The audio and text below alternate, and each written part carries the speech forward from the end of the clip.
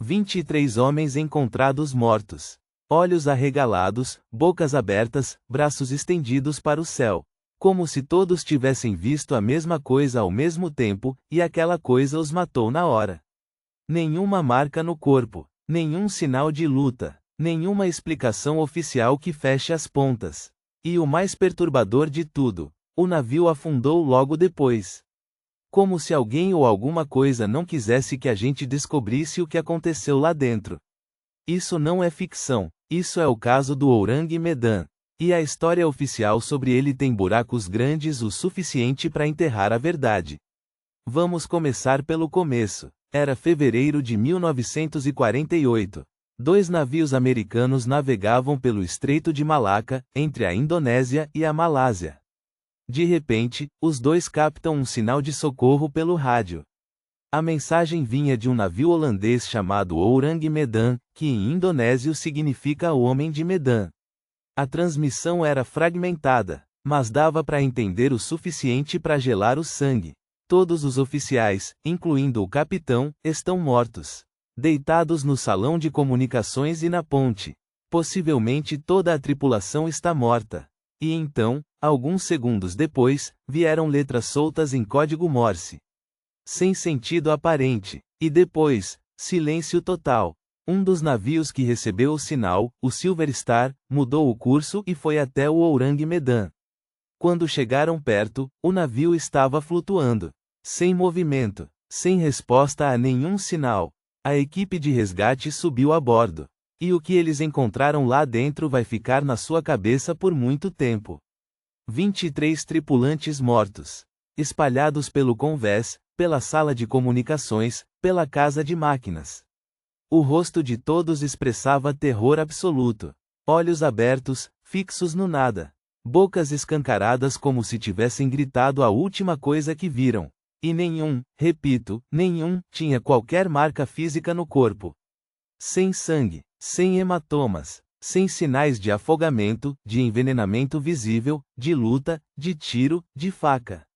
Nada. O médico do Silver Star ficou em choque. Ele não conseguia explicar como homens saudáveis podiam morrer com aquela expressão de pavor estampada no rosto sem que nada tivesse tocado neles fisicamente. Mas tem um detalhe que a maioria das versões dessa história omite. Havia um cachorro a bordo. Um cachorro vivo, que a tripulação do Silver Star encontrou no meio dos corpos.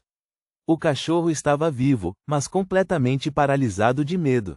Rosnando sem parar. Com os olhos fixos em algum ponto que nenhum humano conseguia ver. O que um cachorro estava vendo naquele navio que os homens não conseguiam enxergar? Se isso te surpreendeu, se inscreve no canal. A gente cobre exatamente o tipo de história que a mídia principal prefere ignorar. Agora vem a parte que recontextualiza tudo o que você acabou de ouvir. A equipe do Silver Star decidiu rebocar o Ourang Medan até o porto mais próximo. Eles precisavam investigar com calma. Mas antes mesmo de amarrarem os cabos de reboque, a fumaça começou a sair do porão do navio.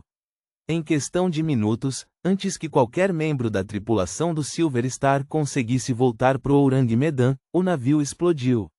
Uma explosão violenta que jogou destroços no ar e afundou o casco em segundos. O Ourang Medan desapareceu, com todos os corpos, com todas as evidências, com todos os segredos. E agora vem a teoria que os governos dos Estados Unidos e da Holanda nunca quiseram confirmar oficialmente. Pesquisadores independentes levantaram uma hipótese que explica tudo de uma vez só: o Ourang Medan estava transportando carga ilegal.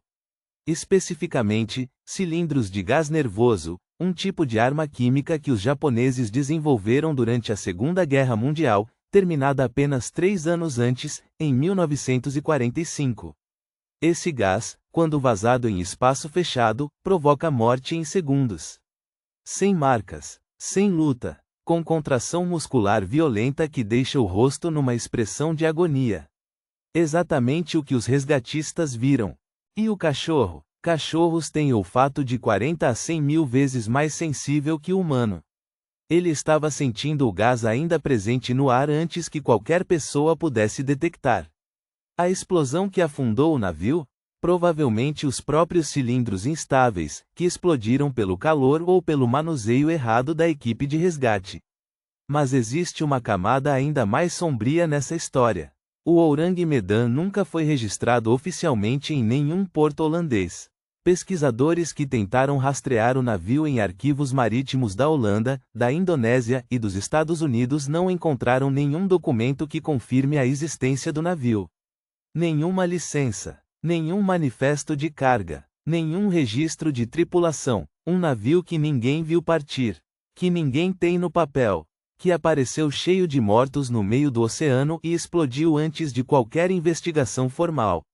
Ou o caso foi completamente apagado dos registros depois que alguém entendeu o que estava sendo transportado.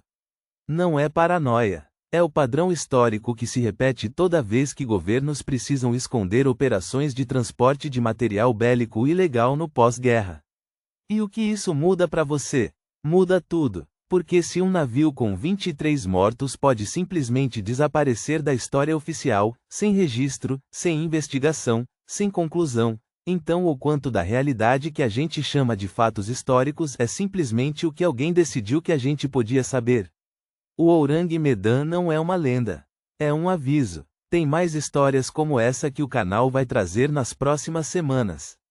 Histórias que têm documentação, têm testemunhas, têm nomes reais, mas que nunca chegam no noticiário. Se você quer ser uma das pessoas que sabem o que está sendo escondido, se inscreve agora e ativa o sino. Porque o próximo vídeo vai ser ainda mais pesado que esse.